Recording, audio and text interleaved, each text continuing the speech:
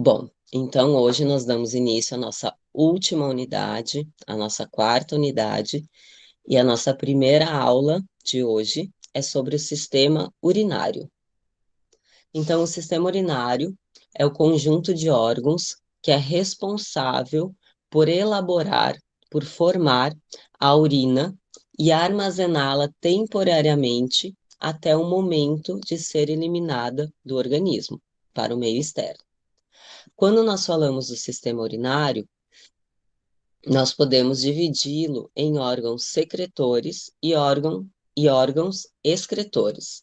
Os órgãos secretores são aqueles que produzem a urina e secretam ela, que são os rins, tá? E os órgãos excretores são aqueles que vão drenar a urina para a parte externa do nosso corpo, ou seja, para fora do organismo. No sistema urinário, nós estudamos quatro órgãos: os rins, os ureteres, a bexiga e a uretra. Os rins são órgãos pares, ou seja, existe um direito e um esquerdo. E os rins são responsáveis, então, pela produção da urina e por remover o excesso de água, de sais minerais e produtos do metabolismo de proteínas do sangue e manter o pH do sangue equilibrado.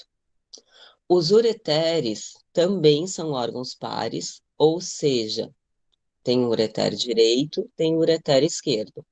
Esses ureteres, eles têm a função de transportar a urina que foi produzida nos rins até a bexiga urinária. A bexiga urinária é um órgão ímpar, ou seja, nós só temos uma bexiga urinária, que ela é definida como uma vesícula muscular oca, que vai ter como função armazenar temporariamente a urina que foi produzida pelos rins e transportada pelos ureteres. E a uretra, que é o último órgão do sistema urinário, também é um órgão ímpar, ou seja, nós só temos uma uretra, tá? E a função dessa uretra é conduzir a urina que ficou armazenada na bexiga urinária para o meio externo. Então, na nossa imagem aqui, ó, nós temos o rim direito, o rim esquerdo, o ureter direito, o ureter esquerdo, a bexiga mais inferiormente e a uretra abaixo dela, tá? Então, nós vamos estudar na aula de hoje esses quatro órgãos que formam o sistema urinário. Começando pelos rins. Então, como eu falei para vocês, os rins são órgãos pares. Nós temos o rim direito e o rim esquerdo. Eles têm esse formato de grão de feijão, tá? Nós já vamos esquematizar esses rins e vocês vão ver que nós desenhamos ele com esse formato de grão de feijão. Tem uma coloração vermelho parda e o peso pode variar de 125 a 170 gramas. Esse peso em adultos. Em crianças ele é menor, portanto mais leve. O rim direito, como nós vemos aqui na imagem, normalmente ele situa-se ligeiramente inferior ao rim esquerdo. Ó, o rim esquerdo é mais alto quando comparado com o rim direito. Por que que vocês acham que o rim direito ele é mais inferior quando comparado com o rim esquerdo? Alguma sugestão? Eu acho, professora, por causa do fígado, Exatamente. fica. Devido à posição do fígado, muito bem, Maria, devido à posição do fígado, né? Nós vimos que o lobo direito do fígado é o maior dos lobos. E esse lobo direito, ele está posicionado logo acima do rim direito. Então, devido à presença desse fígado, desse órgão, né? O rim direito, ele acaba se posicionando um pouco mais inferiormente quando comparado ao rim esquerdo, tá? Bom, o que que nós conseguimos identificar aqui? Aqui nós estamos visualizando um rim direito e nós conseguimos ver que ele apresenta uma margem lateral, que é essa margem maior aqui, tá? E também nós temos a margem medial. que nós temos uma partezinha aqui em cima e uma partezinha mais inferior, tá? Então, margem lateral e margem medial. Significa que essa margem medial está voltada mais para o plano sagital mediano do nosso corpo, tá? Está voltada para dentro, essa parte aqui, e essa margem lateral está voltada para fora. Além disso, nós temos duas extremidades, uma extremidade superior e uma extremidade inferior. Na aula que vem, na quarta-feira, nós vamos estudar sistema endócrino e nós vamos ver que na extremidade superior dos rins existe uma glândula que é chamada de glândula suprarrenal, que está localizada acima desses rins, tá?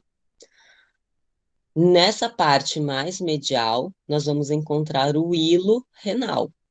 O hilo renal é o local desse rim por onde as estruturas vão entrar ou sair desse órgão. O que nós encontramos nesse hilo renal?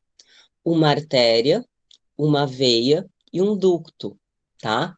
A veia é chamada de veia renal, a artéria é chamada de artéria renal e o ducto, que é uma das estruturas que está presente nessa região, vai fazer parte do ureter, que é aquele ducto que vai conduzir a urina que foi formada nos rins até a bexiga urinária. Então, até coloquei aqui uma observação. Qual que é a ordem dessas estruturas de anterior para posterior? Então, mais anterior nós temos a veia, posterior à veia nós temos a artéria, e mais posterior a essas estruturas vasculares, nós vamos ter a pelve renal, que faz parte do ureter. Normalmente, eu falo dessa ordem antero-posterior para a gente conseguir identificar se nós estamos vendo um rim numa vista anterior ou posterior. A pelve renal é a estrutura mais posterior. Então, em alguma peça, se nós olharmos e estivermos vendo a pelve renal com mais evidência, sendo a estrutura mais anterior, significa que nós estamos olhando esse rim numa vista posterior. Mas se é nesse caso que nós estamos vendo aqui, ó, que a veia renal é a estrutura mais anterior, nós estamos vendo o rim numa vista anterior mesmo, tá? Então, a posição dessas estruturas nos orienta, nos ajuda a identificar a posição do rim. Outra coisa importante, nós não vamos ter, como nós não temos muito contato com as peças no laboratório, talvez isso não influencie muito.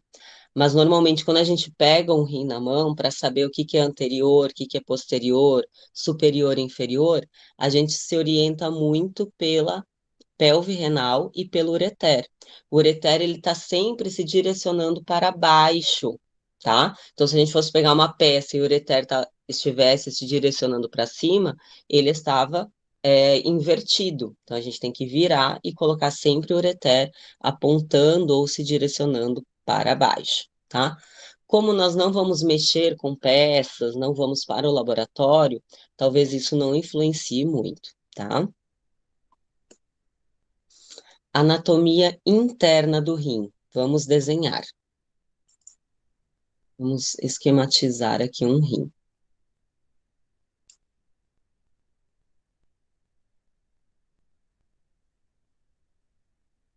Ó, o rim ele tem esse formato de um grão de feijão, tá? E aí, quando nós olhamos esse rim como se ele tivesse seccionado, nós vamos ver o que que tem no interior desse rim. Então, vamos começar a esquematizar aqui, ó.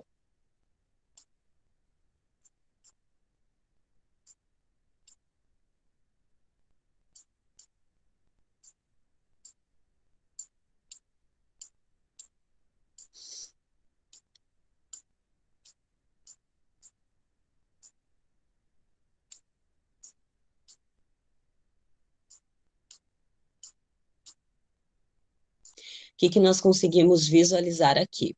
O rim, ele é formado por uma parte mais externa e uma parte mais interna. Então, a parte mais externa nós vamos chamar de córtex renal, que corresponde a toda essa região aqui, ó. Vamos pintar. Vou passar com esse spray, ó, só para a gente identificar. Essa região aqui, ó, corresponde ao córtex renal, tá? Aí eu coloquei essas estruturas, ó, que tem o formato de um triângulo. Essas estruturas nós vamos chamar de pirâmides renais.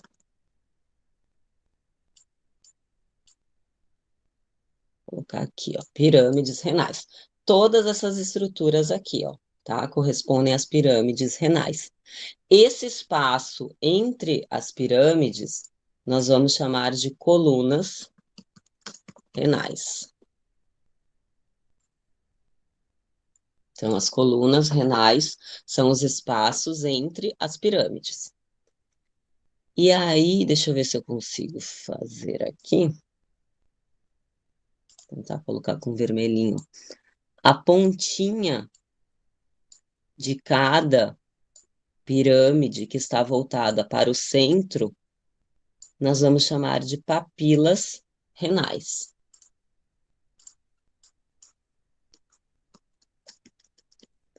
Papilas renais. Vou colocar aqui, ó, tá? Papilas renais. Então, as papilas são essas pontinhas das pirâmides que estão voltadas para o centro do rim. O que que nós temos que entender? Dentro, tanto pegando na verdade, pegando uma parte aqui do córtex renal e das pirâmides renais, nós temos estruturas microscópicas que são chamadas de néfrons. Não sei se vocês já estudaram o sistema urinário na histologia, tá? Mas eu já vou demonstrar para vocês um néfron. Não vou cobrar a parte histológica, mas eu quero demonstrar para vocês como ocorre. Ah, já viram. Então, ótimo. Então, vocês sabem mais do que eu sobre essas estruturas microscópicas. Esses néfrons, então, eles estão localizados. Olha, pega uma partezinha do córtex, pega a pirâmide, e esses néfrons são as estruturas que vão ser responsáveis, então, por filtrar o sangue que entra no rim, tá? E formar a urina. A urina que é formada, ela vai sair por essa papila renal. Então, toda a urina que é formada pelos néfrons, essa papila renal que vai captar ela, tá? Então, ela é como se fosse um funil das estruturas que estão aqui dentro, e ela vai captar toda essa urina que está sendo produzida pelos néfrons. Então, toda a urina produzida pelos néfrons vai sair pela papila renal. Em cada papila renal, nós vamos ter estruturas. Deixa eu diminuir aqui. Vou fazer de outra cor. Que aí vão funcionar como se fossem copos. Tá? Então, eu vou colocar aqui, ó. Tá? Então, essas estruturas aqui que eu estou colocando em laranja, ó, elas vão funcionar como se fossem copos. E vão receber a urina que foi produzida pelos néfrons, que estão dentro dessas pirâmides renais, e que essa papila renal foi captando, tá? Então, deixa eu aqui e aqui. Essas estruturas que eu coloquei aqui, ó, que tem em cada pirâmide renal, em cada papila, são chamados de cálices menores. Cálices menores. Já vamos escrever aqui para não esquecer. Cálices menores. Dos cálices menores vão se formar os cálices maiores, que vai ser a junção, ó. Vou juntar aqui, ó, e aí vai se formar aqui um cálice maior. Vou juntar aqui, ó, e aqui, tá? Deve se formar, ó, um cálice maior. Não consigo desenhar muito bem, mas eu já vou mostrar para vocês no esquema lá no slide, que tá bem melhor, tá? Mas os cálices maiores correspondem à junção dos cálices menores. Então, os cálices menores, eles estão saindo, é como se fossem copinhos que estão lá na papila das pirâmides renais, e depois a junção desses cálices menores vão formar os cálices maiores. Vamos colocar, então, aqui, ó, cálices maiores. E dos cálices maiores,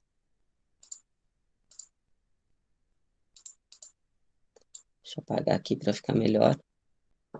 Dos cálices maiores, começa a se formar uma estrutura mais dilatada. Deixa eu ver se eu consigo fazer aqui, ó, tá? Que é o início do ureter, que é chamada de pelve renal. Pelve renal é a junção dos cálices maiores. Ó, pelve renal. E da pelve renal, aí sim nós vamos ter a formação aqui daquele ducto que é chamado de ureter.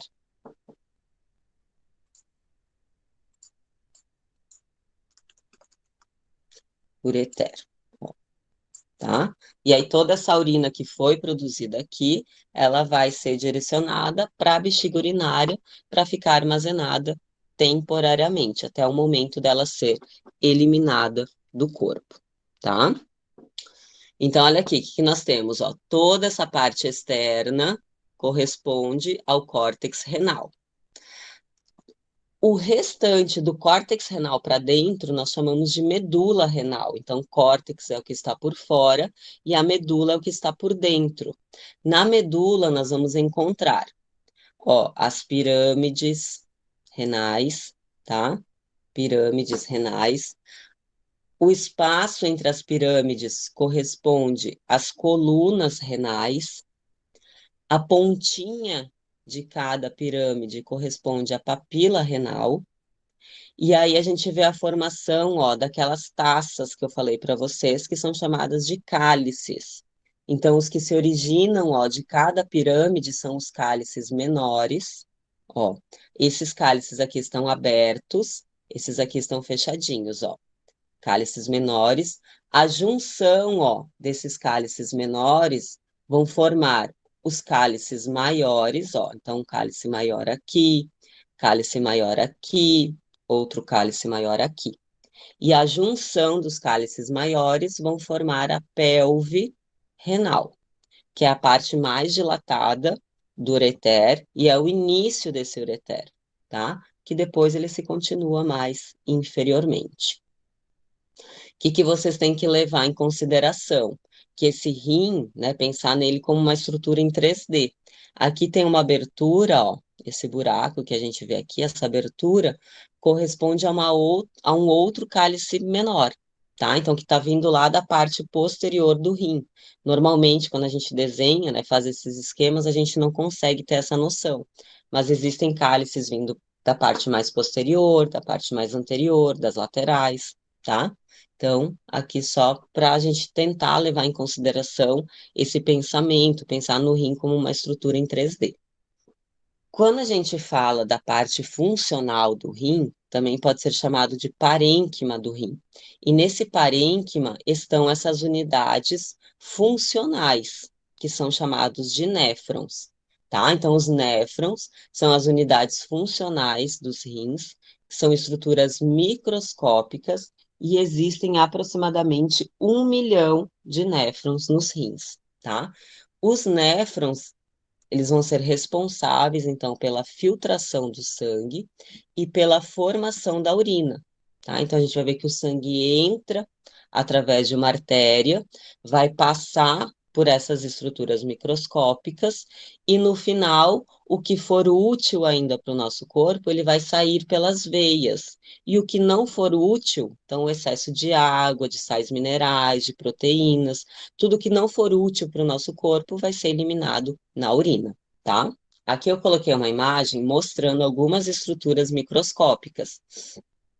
Essas estruturas não vão ser cobradas na anatomia, tá? Mas eu coloco esse slide, o próximo, só para a gente entender como ocorre essa formação da urina. Então, o sangue ele vai entrar pela artéria renal.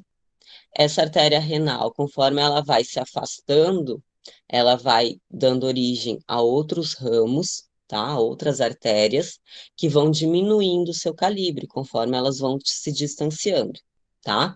Então a gente vê que essas artérias, ó, elas vão percorrer a região, ó, que circunda as pirâmides renais, a região do córtex renal, tá? Então nós temos essas estruturas ao longo de todo o rim. E aí aqui nessa imagem, ó, mais ou menos ela esquematiza a posição do néfron no rim. Então nós temos uma parte do néfron que fica no córtex e uma parte do néfron que fica na medula renal. Então uma parte fica mais externamente, outra parte fica mais internamente. Vamos ampliar essa região do néfron. Olha essa imagem, que legal. O que que a gente consegue visualizar aqui?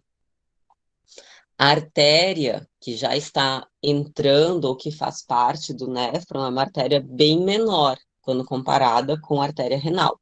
Tanto que ela já se chama de arteríola, que é uma artéria bem pequena, tá? Então o sangue vai entrar por uma arteríola, que é chamada de arteríola aferente, vai passar nessa primeira estrutura que nós vemos aqui, que é chamada de glomérulo, tá?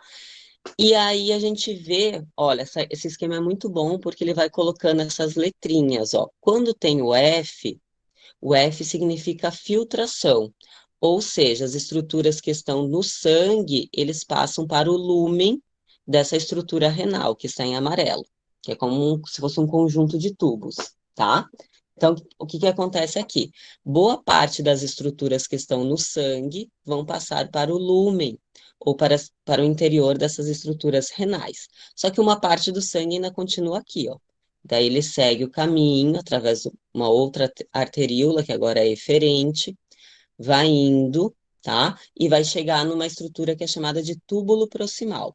No túbulo proximal ocorre tanto reabsorção, ou seja, as estruturas que entraram aqui para o lúmen voltam para o sangue, como também ocorre secreção, ou seja, estruturas, substâncias que estão no sangue passam para o lúmen das estruturas renais, tá? Então ocorre essa troca. Enquanto isso, todo esse néfron está vendo o que é útil para o nosso corpo, o que está em excesso, o que tem que ser eliminado e o que pode ficar, tá? Aí ele vai entrar do túbulo proximal, ele vai entrar nessa alça, tá? Alça de Henle, e ele continua aqui, ó, sendo reabsorvido, então as estruturas que estão no lúmen voltam para o sangue, tanto na sua parte descendente como na parte ascendente, tá? Ocorre essa reabsorção. No túbulo distal, que é essa região aqui, ocorre reabsorção e secreção, então ocorre essa troca. E aí a gente entra nessa parte aqui que corresponde ao ducto coletor. Ao longo do ducto coletor ocorre reabsorção e secreção, mas na sua parte final ocorre a excreção. Ou seja, tudo que não é útil para o nosso corpo, né? O que foi útil, o que ainda é útil, voltou aqui para o sangue, ó, tá? Voltou para a circulação. E o que não é mais útil para a circulação, para o nosso corpo, vai ser excretado.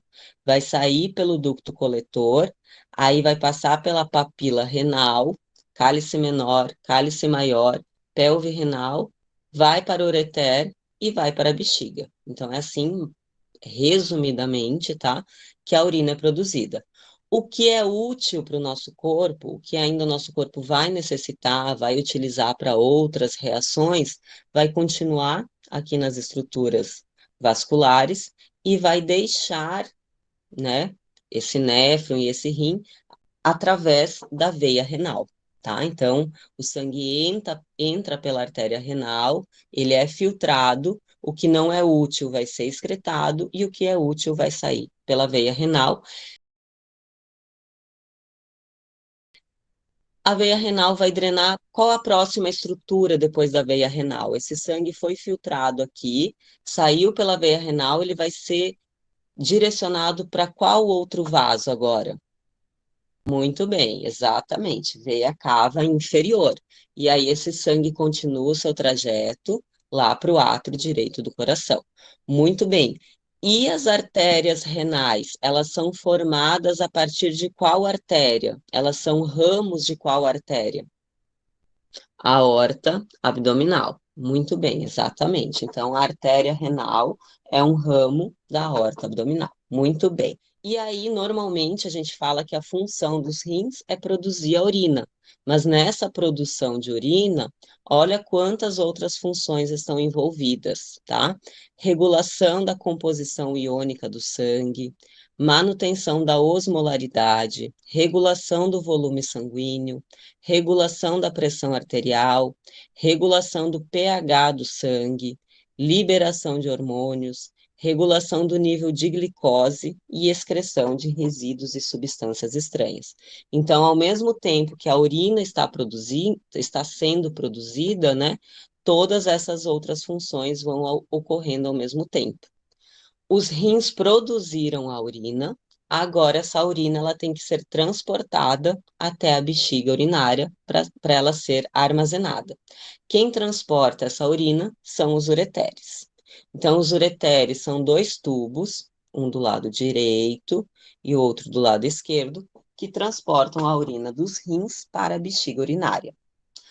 Medem aproximadamente 25 a 30 centímetros de comprimento. A extremidade superior do ureter é mais dilatada e é chamada de pelve renal e está localizada muito próximo ou até mesmo no interior do rim. Esses ureteres, eles vão percorrer toda a parede posterior do abdômen e vão penetrar na cavidade pélvica, tá? Então, quando entra aqui nessa região do osso do quadril, ó, eles estão deixando a cavidade abdominal e entrando na cavidade pélvica. E eles vão se abrir, né? Eles vão se direcionar e vão se abrir no assoalho da bexiga urinária.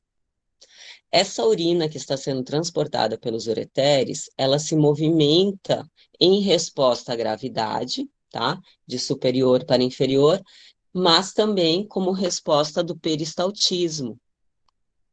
Ou seja, os ureteres são formados por musculatura lisa, que se contraem e relaxam e ajudam, então, na propulsão, na direção dessa urina dos rins até a bexiga urinária, tá? Então, a movimentação da urina, ela ocorre em resposta à gravidade, mas também em resposta ao peristaltismo.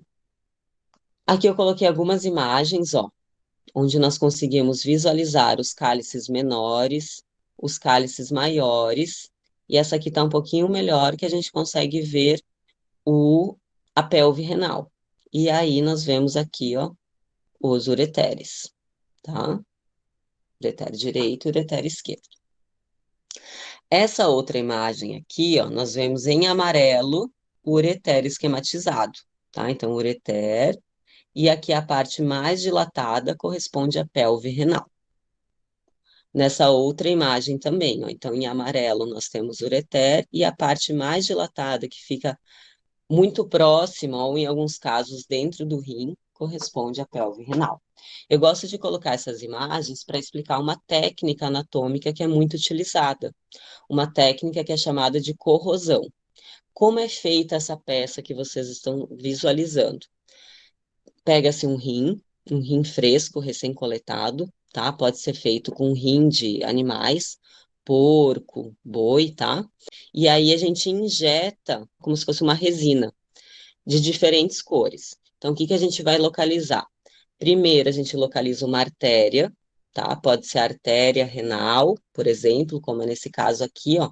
A artéria renal, ela foi seccionada. A gente localiza essa artéria e injeta essa resina vermelha, tá? E a gente vai lá e amarra a pontinha dessa artéria. Depois a gente faz uma outra resina de outra cor, azul, por exemplo, e injeta na veia. Vai lá e amarra, faz uma amarração na veia para essa resina não sair, tá? E aí a gente localiza o ureter aqui, ó, que está em amarelo, por exemplo, e injeta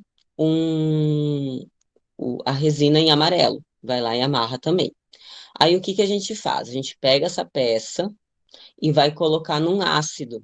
O ácido ele vai corroer todo o material orgânico, tá? Então, tudo que for rim, tudo que for é, material orgânico que faz parte desse rim, ele vai se dissolver, vai ser corroído, vai sumir, tá? E aí, quando a gente retira, fica apenas as estruturas ou apenas como se fosse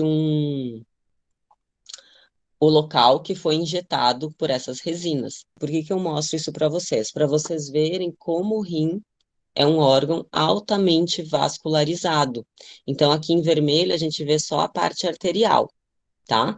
E essa última peça que nós vemos aqui, a gente vê tanto a parte arterial como venosa. Então, a gente vê que existem muitas artérias, muitas arteríolas e muitas veias e vênulas no interior desse rim. Essa técnica, ela pode ser feita também com o fígado, com os pulmões, tá? Então, dá para ser feito do mesmo jeito para a gente ver a vascularização dessas estruturas. A urina foi produzida pelos rins, foi transportada pelos ureteres até chegar na bexiga urinária. A bexiga urinária é um órgão muscular oco, ou seja, tem um espaço no seu interior, é um órgão elástico que tem essa capacidade de se distender, de aumentar e diminuir o seu tamanho. Nos homens, a bexiga urinária está localizada diretamente anterior ao reto e nas mulheres, a bexiga urinária está anterior à vagina e abaixo do útero. A bexiga urinária, ela funciona como um reservatório temporário para o armazenamento da urina. Então, a urina ela consegue ficar armazenada durante um período de tempo e logo após ela tem que ser eliminada. Então, aqui mostrando a posição da bexiga urinária. Nessa primeira imagem, nós vemos nos homens, nós temos aqui o reto, anteriormente ao reto, nós vemos essa bexiga. Aí aqui nós vemos um rim e o seu ureter chegando até a bexiga urinária. Nas mulheres, ó, nós temos aqui o reto, aqui nós temos o útero e aqui mais posteriormente nós temos a vagina. Então nós vemos que a bexiga urinária está localizada na frente ou anterior à vagina e abaixo do útero. Isso aqui já nos responde o porquê, né, que nas mulheres a capacidade de armazenamento da urina é menor quando comparada com os homens, porque nós temos o útero que está se apoiando aqui superiormente à bexiga, e o porquê que mulheres grávidas sentem mais vontade de urinar, né? Esse útero aqui, ele é não gravídico, então não existe um bebê aqui dentro, mas quando a mulher engravida, esse útero vai aumentando o seu tamanho e começa a comprimir as estruturas que estão ao seu redor. Uma das estruturas é a bexiga urinária. Então, esse útero ele vai crescendo e começa a comprimir a bexiga. Então, a mulher, o pouquinho de urina que tem aqui, ela já vai sentir vontade de urinar. Prof, o que é essa bolsinha azul na frente da bexiga? Muito bem, boa pergunta. Sabe que sempre me fazem essa pergunta, Maria Eduarda? E aí eu jogo para vocês. O que que vocês acham que é essa estrutura aqui, ó?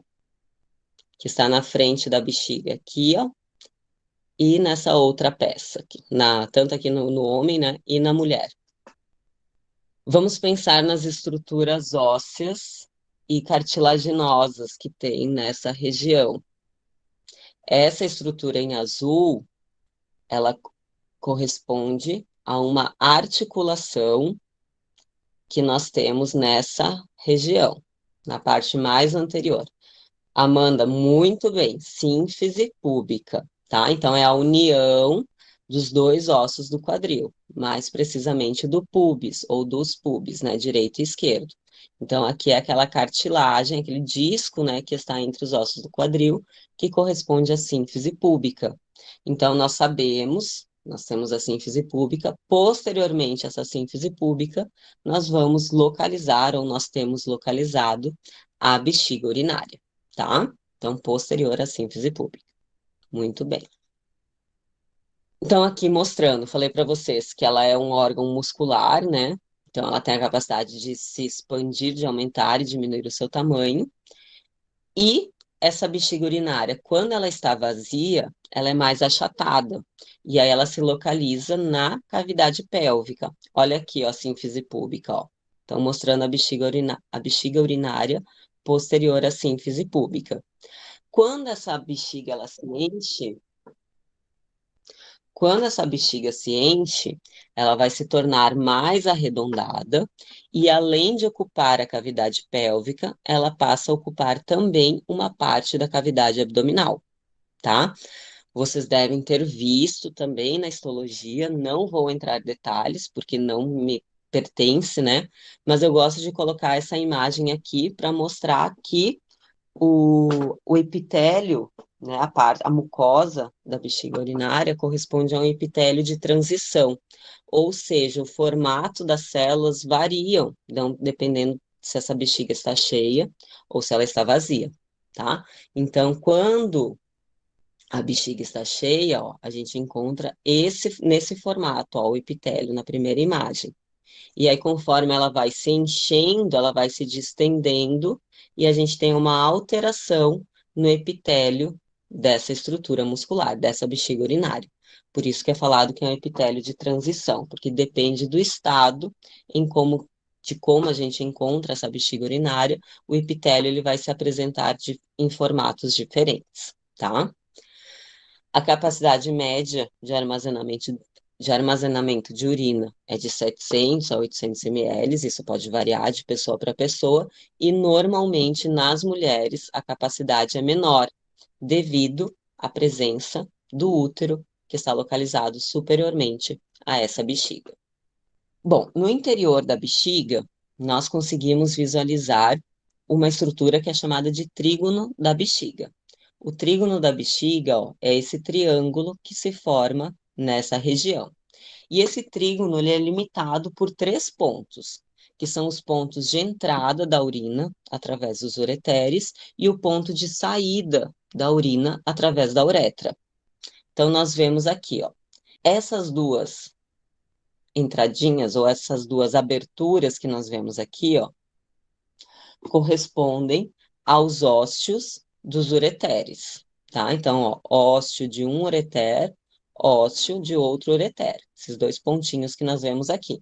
Então, nós temos dois ureteres, o direito e o esquerdo, cada um se abre de um lado dessa bexiga, ó. Ósteo do ureter, ósteo do ureter. Mais inferiormente aqui, ó, a gente vai ter uma outra abertura que vai ser chamada de ósteo interno da uretra. Ósteo interno da uretra.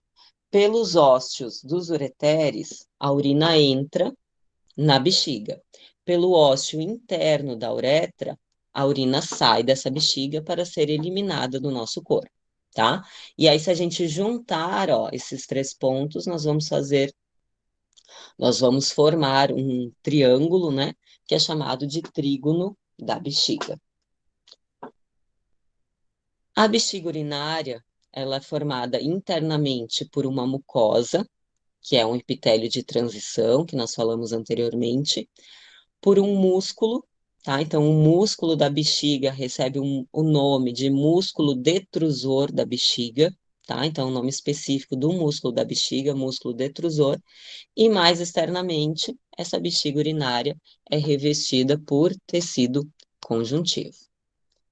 E aí, após essa urina ficar armazenada na bexiga urinária, ela vai ser eliminada através de um tubo que é chamado de uretra.